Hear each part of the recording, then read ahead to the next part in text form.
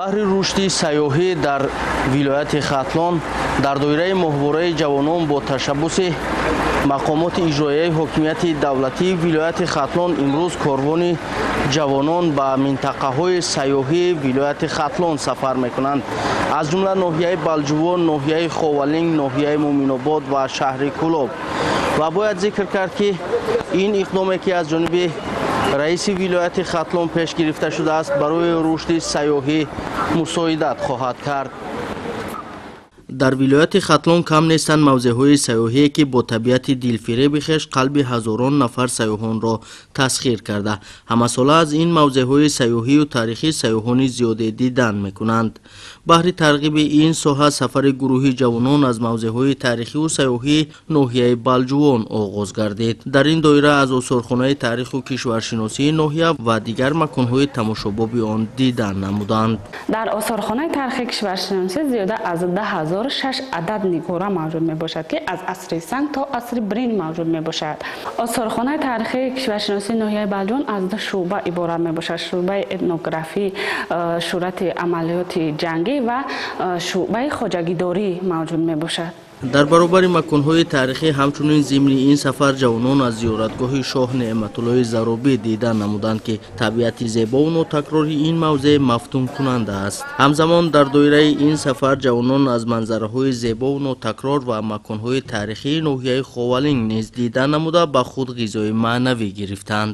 инҷо осорхона маъмунгоҳи ҷумҳуриявии восеъ аст ва ин макон дар деҳаи дараи мухтори ноҳияи ховалинг қарор дорад.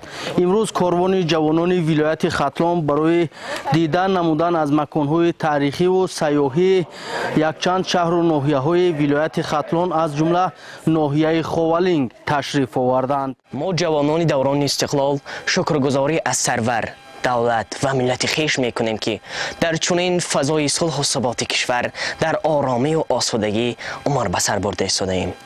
ин ҳама аз талошу заҳматҳои шабонарӯзии асосгузори сулҳу ваҳдати миллӣ, пешшувои миллат, президенти ҷумҳурии тоҷикистонамон муҳтарам эмомалӣ раҳмон мебошад ки мо дар оромию осудагӣ ва дар як фазои бениҳоят олиҷаноб умр ба сар бурда истодаем. инчунин корвони ҷавонон аз маъмунгоҳи ҳазрати султон увайси қаранӣ дар ноҳияи ховалинг боздид намуда ба таровати табиат ва чашмаҳои мусаффои он баҳои баланд доданд. дар идомаи сафари корвони ҷавонон бо мақсади бештар ва аз наздик маълумот пайдо намудан дар бораи кӯҳи Чилдухтарон ба ин макон ташриф оварданд ки аз ҷониби роҳбарияти ноҳия бо хушнудӣ пешвоз гирифта шуданд.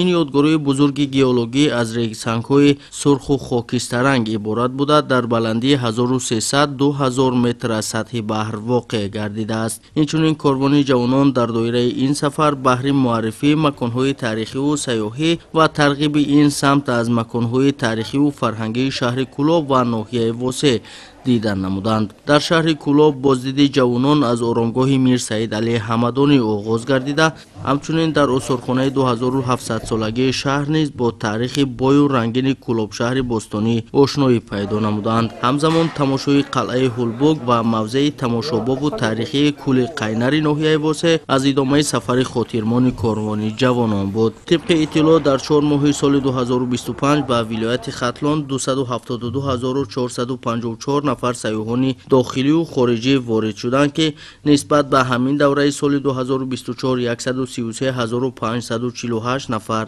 зиёд мебошанд. аз ин шумора 248591 нафарро сайёҳони дохилӣ ва 23863 нафарро сайёҳони хориҷӣ ташкил медиҳанд.